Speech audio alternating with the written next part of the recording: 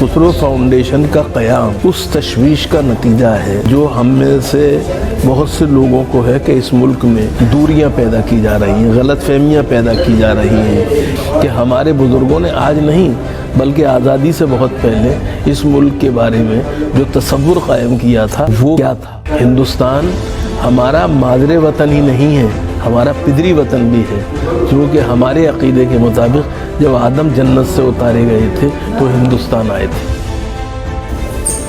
Professor Akhtar الواسع صاحب، آپ نے یہ جو کتاب شائع کی اپنی فاؤنڈیشن خسرو فاؤنڈیشن کی، اس کا مقصد کیا ہے؟ دیکھیے، مقصد صرف ایک ہے، خسرو فاؤنڈیشن کا قیام اس تشویش کا نتیجہ ہے جو ہم میں سے بہت سے لوگوں کو ہے کہ اس ملک میں دوریاں پیدا کی جا رہی ہیں، غلط فہمیاں پیدا کی جا رہی ہیں، ایک دوسرے کے خلاف نفرت کا ماحول پیدا کرنے کی کوشش کی جا رہی ہے۔ تو ہم نے سوچا 4 لوگوں نے مل کے کہ ہمیں اس کے خلاف کچھ کرنا چاہیے، تو خسرو فاؤنڈیشن بنائی۔ اس کے تحت ہم نے ایسا لٹریچر شائع کرنے کا اردو، ہندی، انگریزی میں، اور اگر ممکن ہوا اللہ نے توفیق دی تو دوسری زبانوں میں، کہ جس سے کہ غلط فہمیاں دور ہوں۔ اور اس سلسلے میں یہ جو کتاب ہے ہندوستان کی شرعی حیثیت، وہ اس لیے ضروری ہے کہ یہ جو بار بار کہا جا رہا ہے کہ ہندوستان کا مسلمان جو ہے وہ ہندوستان کی سے محبت نہیں رکھتا ہے یا اس تعلق نہیں رکھتا ہے، اس کا ایک ہمارے پاس علمی جواب ہے مدلل، کہ ہمارے بزرگوں نے آج نہیں بلکہ آزادی سے بہت پہلے اس ملک کے بارے میں جو تصور قائم کیا تھا وہ کیا تھا۔ اسی لیے یہ کتاب مرتب کرائی گئی ہے۔ ہندوستان ہمارا مادر وطن ہی نہیں ہے، ہمارا پدری وطن بھی ہے، کیونکہ ہمارے عقیدے کے مطابق جب آدم جنت سے اتارے گئے تھے تو ہندوستان آئے تھے۔ دوسری بات یہ ہے کہ نبی کریم علیہ السلام کے بارے میں یہ بات مروی ہے، روایت میں آتی ہے کہ آپ کو ہندوستان سے ٹھنڈی ہوائیں آتی تھی۔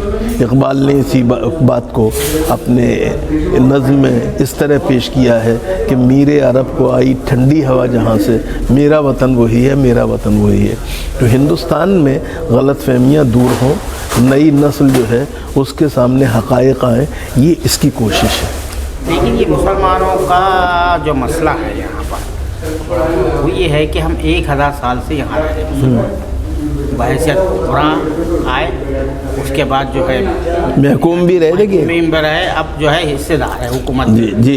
لیکن ہمارے لیے ہندو دھرم، یہاں کے جتنے بھی مذاہب ہیں وہ اجنبی رہے اور ہم ان کے لیے اجنبی رہے بڑی حد تک، یعنی ان کو بہت سی بیسک چیزیں نہیں معلوم۔ تو یہ اس میں قصور کس کا ہے؟ نہیں، دیکھیے ایسا ہے، بات یہ ہے کہ ہم اس وقت مطلب بیماری کا علاج کرنا چاہیے، پوسٹ مارٹم نہیں کرنا چاہیے، تو ہم علاج کے اس میں ہیں، پوسٹ مارٹم کے اس میں نہیں ہیں۔ غلطی ہماری بھی ہو سکتی ہے، ان کی بھی ہو سکتی ہے، لیکن ایک بات جو ہے ہمیں سمجھنی چاہیے کہ یہ دور نہ مجادلے کا ہے نہ مناظرے کا ہے، یہ مکالمے کا دور ہے۔